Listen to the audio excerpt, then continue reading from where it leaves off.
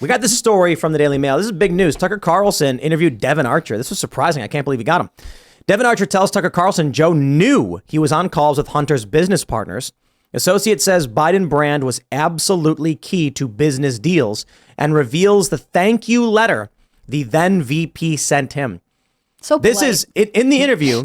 Let me play this clip for you real quick from Tucker's show. Here you go. These are not business guys. This is the vice president of the United States. He's not allowed to be working on businesses with foreign governments while he's vice president. I don't think. Not that I know of.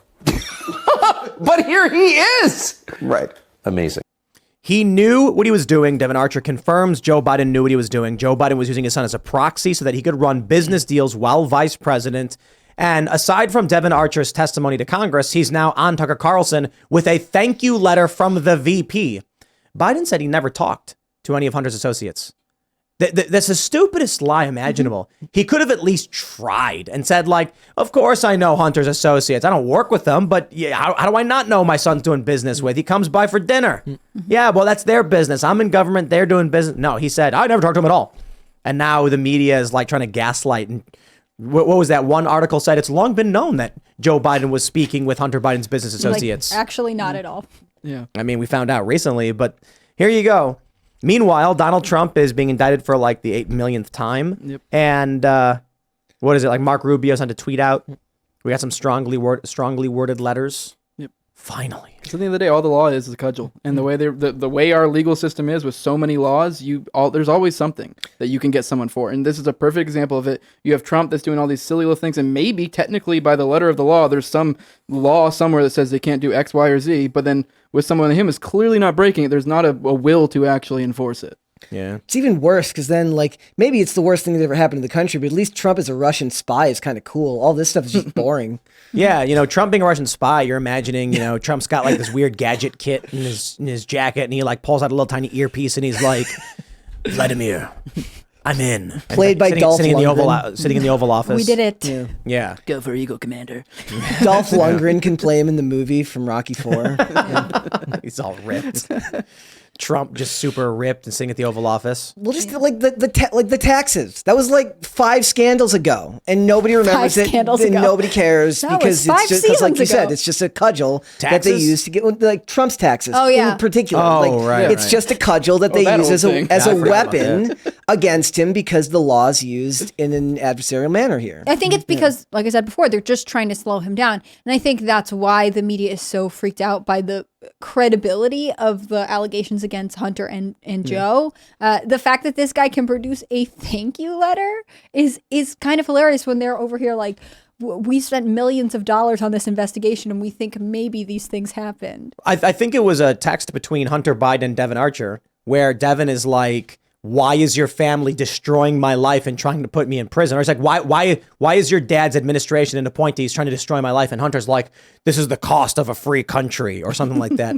What it actually sounds like is you're no longer of use to these people, and now they're disposing of the loose threads. You got to clean up shop. You don't want people to find out what was going on. And Devon Archer, Tony Bobulinski, they've been able to come out and provide evidence into the criminal or shady dealings of the Biden family. Do you think Joe ever looked at Devon Archer and was like, I wish I could trade you for Hunter, but people already know what Hunter looks like? Because that's really the biggest loose end of the Biden family. I mean, that guy is just leaving laptops everywhere and children in his wakes. You know what I mean? Like, this seems like the biggest loose end, but there's nothing you can do about it. So this is what the Biden family has created for themselves. But most people are still, like I said, they still have their mind made up. We covered a thing earlier today where like Amber Heard, remember Amber Heard last year? She pooped on a bed, right? But like they had a thing where like she like lost a brand deal with L'Oreal, and they showed all these letters from women who still to this day talk about her like she's the greatest thing that ever happened to feminism, and she helped me realize how important it was. If you depending on where you get your information from, you just don't know. And you're just going to be tricked into believing that this is a good guy. So the average person who doesn't pay attention to the news cycle, doesn't hear any of this stuff that's going on with Joe. There's the actual clip of him saying, I made that as a quid pro quo in Ukraine, and nobody knows about it. Yeah. Nobody cares because the average person isn't paying attention, and that's who they've weaponized the dumbing down of America through corporate press. Yeah, and it's a little bit like sports teams. I think it's somewhat inverted. I think people in this country have been stupid for a long time. I should say ignorant because of mass media. You only got information from a few sources. And now with the internet, we're becoming more educated and informed on what's happening But around the it's world. targeted. You're choosing where you're getting your media from. You or I or everyone here may be privy to looking at right and left wing media. The average person doesn't do that. And They we just didn't follow have that 20 years ago. Exactly. The average person just follows CNN because whether we believe CNN or not, they think that they're getting informed by somebody from there or MSNBC, but and this it's is even the more point. targeted than it used to be. The point is that 20 years ago, CNN was your only choice. Obviously, there's Fox, CBS, ABC, but they all said the exact same things for the most part. Now you have the ability to have dissident media. I don't think the average, I feel like the average person still doesn't look at that as a value. No, of course. I think that's because what I'm it's saying like- is we assume now that they're lying to us. Like, no, they've always been lying to us. We just have the ability to go online and communicate with each other. I think part of it is politics are like sports teams. Yeah. Some people feel to their core that they are a capital R Republican, they are a capital D Democrat, and nothing you say will convince them that anyone on their team did anything wrong. I mean, think about actual sports teams will go get players who commit very obvious and well-documented case of like domestic violence, and the team is like, oh yeah, that was the worst. Anyways, he's going to sit out a couple games and then we'll bring him back. Like, people aren't saying I'm now renouncing this team, which is supporting, some terrible person who doesn't live in the values that I support. With Biden, it's very easy for people in the Democratic Party to say like, well, I'm a Democrat. I only want Democrats to win. Right now, my options are Joe Biden and his crazy family, or RFK Jr. or Marianne Williamson if she's still hanging out. And that's it. And so they're going to cling and defend Biden because they are trapped, right? If your back's against the wall, you're going to stick with your team. Same for Republicans. There are Republicans who will say, I am this kind of Republican and Trump can never be. And this is how the Republican Party should be. Like, they become completely obsessed with the team they think they have to show loyalty to, even when the team lets them down. Kennedy Williamson 2024. Oh my gosh, what a Let's crazy ticket. go. I feel like those podcasts would be amazing. You got to think the demographic of people who actually vote is typically older too. And so you were mentioning the dissident media point, and it's like I do feel like we're almost experiencing like a rise in class consciousness, but like with this new dissident medias and stuff coming up. But let's be real, typically the older generations aren't quite buying onto it, so this is going to be a lagging trend that takes a while to come into place. But go ahead. Oh, no, go ahead. How polite. You keep going. I'll moderate here. I lost my train. What were you going to say? I was waiting for your question. No, but now I feel bad. Like but the Democrats are the ones weaponizing influencers and the youth because they want to get the youth vote and they want to get people out in voting more than they were before, right? Yeah, but Because, they're like you LOL said, cows. yeah. Like, let's be real. Most of them. Yeah, and I feel like Democrats for a long time have been like, no, it doesn't matter who you vote for. We just want you to vote. But specifically, here are the candidates you should vote for. I mean, there are things that, the Republican Party and a lot of other political parties that are out there could have done, meaning they could have treated the get out the vote effort like it was this, Trojan horse. We're just trying to talk to young people when actually it was obviously Democrats trying to connect with youth voters. I think that's, again, why the civic engagement conversation that Vivek Ramaswamy brings up is really interesting, because I think people do, especially now that they have access to alternative forms of media online, feel called to do something, right? If you get to hear all this awful stuff all the time, you can either collapse in depression or act. And I think that's what people want. And that's why, the Democratic Party is still pointing fingers and they're becoming less appealing. Yes. Thank you. Thank you for your consent. Sometimes I feel like I come on the show and just like talk to myself in the mirror for an hour, which is like maybe not the best. I don't know, man. I'm just thinking about 2024 is around the corner, and we are lucky right now to be. Here's what we're doing. We're all sitting on the beach, Miami Beach, in fancy chairs with coconuts, going, "Oh, that Joe Biden. You hear about this?" And then off in the distance, there is the biggest hurricane we have ever seen, and it is coming. Where we are right now is the chill time. With all the craziness they're doing with the Devon Archer stuff, with the indictments against Trump, that's just us seeing lightning off in the distance. What's going to happen next year? We're talking, we're talking 5 or 6 months from now. So we're looking at about, 8 months? No, not even 7 months until the primary. Trump's first criminal trial is going to be then.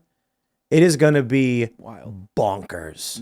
Mm-hmm. Could you imagine if it's not, though? Like, it's just nothing happens. And we're sitting here and like nobody cares about politics. Nobody's watching anymore. And they're just like, we don't care anymore. And that's it. Biden wins again. No one really talks about it. it is funny how, like, I feel like in the past, you used to be able to actually make more accurate political predictions to some extent, but now we've gotten to the point to where there are so many factors and so many crazy things. Like, just Trump and Biden alone, between the two of them, the two scandals going on there, like, those are both insane scandals on their own, just, like, I mean, in different ways, obviously, but I don't know, it's like trying to predict the future or have an idea of what's going on. Like, I was just talking on the airport to somebody today, in the airplane today, about, like, whether Biden will run, and I'm like, I have no idea. Like, I mean, it seems a silly idea to do so, but at the same time, we're getting so close. Do you really not? I don't know. Like, how do you get another 4 years of this guy without actually making a clone? I don't know. You know? I think there's a strong possibility that in Biden's old age and with his existing ailments, something happens to him. And I imagine what would be, for the Democrats, the most beneficial thing imaginable would be if, like, Gavin Newsom is at a Biden rally and talking about how he's here to support Joe Biden and Joe Biden's the greatest president. And then Biden suffers like some health ailment or something. He fell on stage that one time. Maybe he has a stroke. The one time? Well, like he tripped on the sandbags, but he's fallen upstairs. But imagine the scenario where Biden is speaking at some kind of rally or whatever, or just on TV maybe, because they can't really muster up anybody to come to a Biden rally. Gavin Newsom is there. I think it's likely going to be him. And then Biden collapses. Gavin runs to save him, all on TV. Get a medic in here. And then there's this, oh, the news. Oh, no. Oh, Joe Biden. Cue all the conservatives being like, we don't like the guy, but we're really sad about what happened to him. Mm-hmm. Gavin Newsom steps up and starts talking about how, you know, this is a time for leadership. He's being interviewed by everybody because he was there. Every news outlet sits him down and says, like, what was it like? What do you think? What now? Who's going to step up? Will you? And there you go. Deep State's Newsom taking notes 2024. Right They're like, these are great ideas. No, they're not taking notes. They're looking through their book going like, how did he get a copy of this he's play? halfway there. How did he get a copy? But I'm imagining, so we're talking about if Donald Trump didn't call the police, like it didn't order the police to shut down the 529 insurrection and let Antifa just run rampant, he'd be president because the narrative would be inverted. And, Michael Mouse is saying, the media would still lie about him. But I'm like, yeah, but they wouldn't have the J6 narrative. They would have the extremism of the far left, and regular Americans would be asking why this happened. Yeah. I'm trying to think about, let's think forward in that context. Like, what could the Democrats do? What could Trump do to guarantee a victory?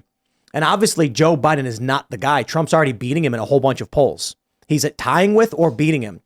And so everyone speculated that Joe Biden won't be the guy, but how do you get Joe Biden out? If he bows out, it's weakness in the Democratic Party. It's got to be something that can pass the torch.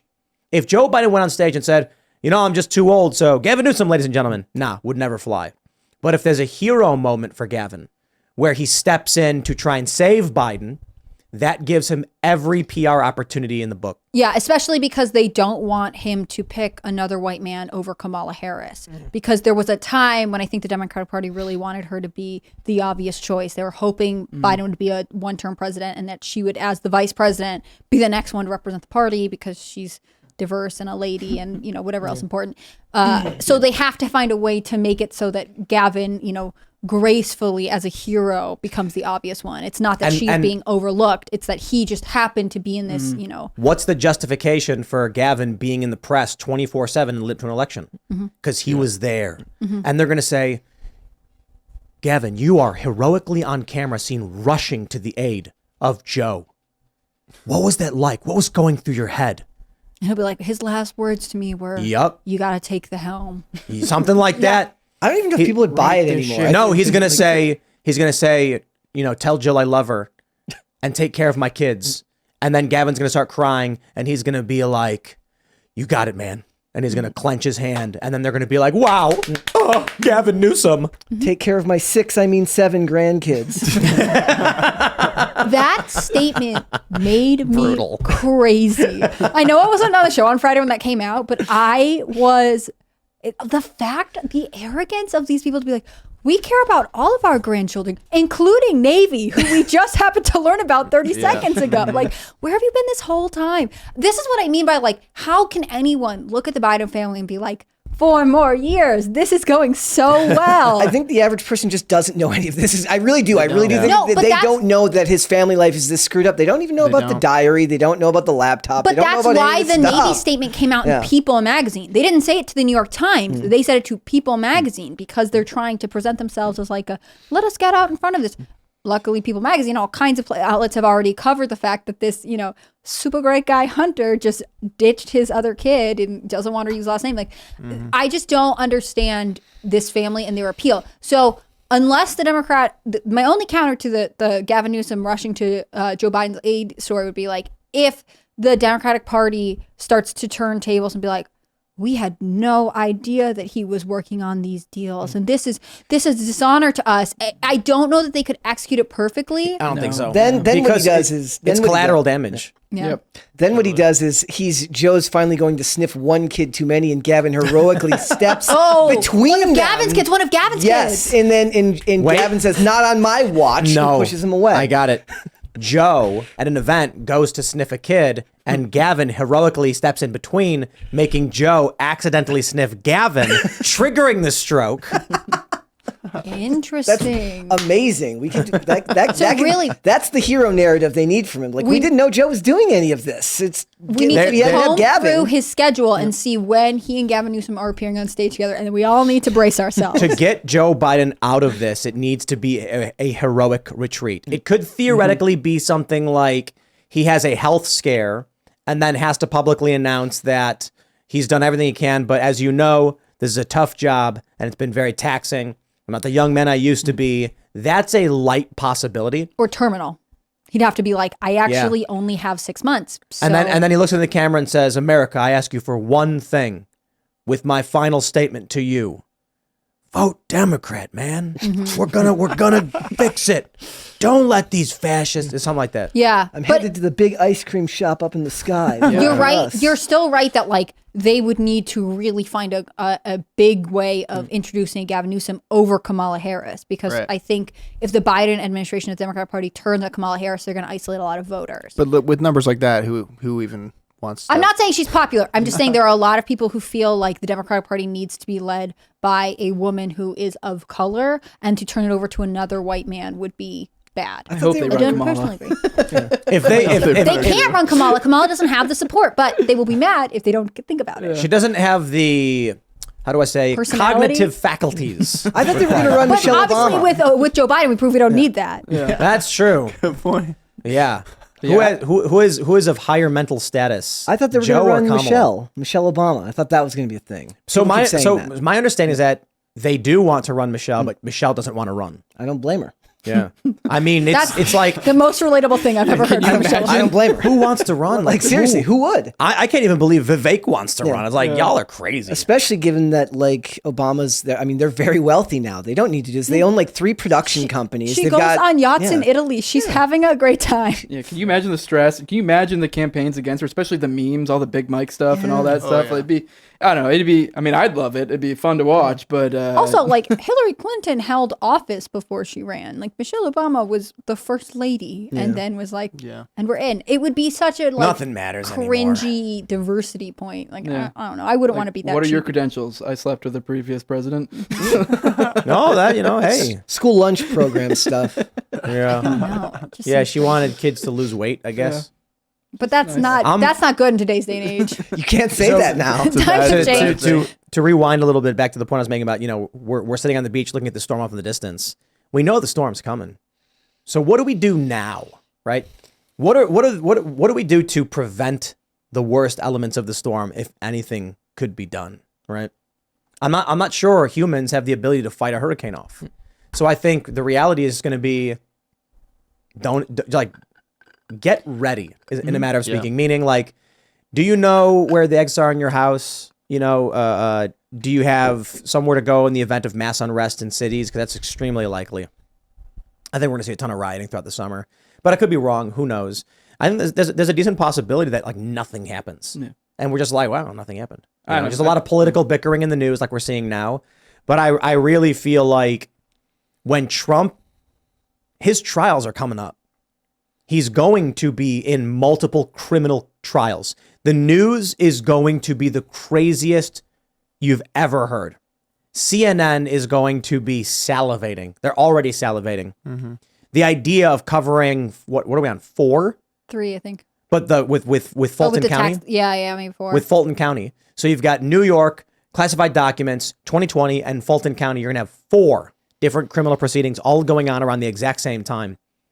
Maybe what actually happens is that people just turn the TV off. Figuratively, I mean, like I can't track all these criminal proceedings. I'm done. Maybe that's what they want to happen. This would be a point. Yeah. Well, that's the point, right? They want people to say he's guilty by sheer volume of things that he's. But I what think they it'll do. have the opposite effect. I think for some people, it'll be too much noise. Like, how could he possibly be guilty of all of these things? All of these trials happen to happen at once. Like, you can't take it all in. So you start to say, like, I just don't believe you, and I don't want to have this conversation anymore, or I don't want to watch any more of this. I've seen both on YouTube comments just today. It's just one person is saying like, well, I don't want someone that's been indicted. Like, why would I want to elect someone that's been indicted for anything? And the other person was saying he's been indicted for 4 different things. Like, there's no way that he's been indicted for. There's no way he did all these things. How would he have the time to do that and do all this? There's just no way it would be possible. So it goes both ways. Yeah, I wonder who's going to win out. A lot of people would take the where there's smoke, there's fire Yes, I approach. And they're agree. just going to be like, well, why would they lie? Right. Why would they lie about that? And they'll just assume that, well, if 4 different jurisdictions all came to this conclusion of their own accord, mind you, there was no backroom dealings at all, I'm sure, that he must be guilty. But I think There it's must be people who already no think Republican he's district guilty. attorneys. Yeah, There must be no Republican prosecutors anywhere. Right. That was the They're all other- like, you know what I'm gonna do? We're in West Virginia. I'm gonna go to like find a local prosecutor's office and I'm gonna ask him why he's a Democrat. And they, well, I'm not. I'll be like, come on. If you were actually a Republican, you'd be criminally charging these people. Right. The Hillary Clinton stuff took place in West Virginia. They ran elections nationwide. Her name was on the ballot, right? So when she tried to defraud the country, and the fraud led to a massive $30+ million investigation as to whether Trump was secretly working for the Soviet Union. How come there's no criminal charges for that? because the Republicans are timid and Democrats play for keeps. I think it's because Republicans are Democrats and they're just pretending they're not. They're going the speed limit. But they it's say. but that's the saying. But I'm like, no, actually, they're probably Kevin McCarthy is going behind the scenes and high fiving, Uniparty. Right. Yeah, exactly. we're talking about Trump here, so it's not really so much a left or right thing as there's establishment versus, I guess you could say, dissident would be a good way to describe the other energy. And I think Tim's right. I think there will be people checking out, but I think that will be more the right to some extent, roughly, the people that are in the know, because they know, like, this is nonsense. You're just throwing a bunch of stuff at it. This is just static at this point. But I think that on the flip side, the left, we may see, especially if he inevitably probably gets off, or if he does get elected, they'll be screeching the streets all over again. We'll see all that nonsense again. But I think the right's going to start retreating locally, like the people of the right, like the voter base. They're going to start retreating, embracing localism, and honestly, that's kind of the better way to go. Yeah, I think this is sort of an answer to your question of like, if we're on the beach right now and we know the storm is coming, when do we decide to leave the beach and go make sure our home's okay? Like, I would like to see, we might not be able to stop whatever crazy fighting is about to happen on the federal level, but it would be interesting to see people say like, well, how do I protect myself at home? How do I insulate it? Who runs your school board? Who runs your school board? Who runs your elections? Who's running your town? What decisions are they making? Because again, in some ways, the worst part about all of this is that it's a big distraction from the tiny decision. Well, feels like tiny, but they're actually massive in your own life, right? Yeah. They make all the like your decisions. personal relationships, the people who live around you, like, The and so on and decisions so forth. for zoning or anything else that happens locally to you. That stuff is way more likely to affect you on a Right. daily basis than any of the large scale national politics. Yeah. So to Tim's point, like it's that we have to decide it's time to leave the beach and go make sure our homes are okay. Yeah, I don't know if I agree with that. I certainly agree that local politics are extremely important, but it's probably a balance of sorts.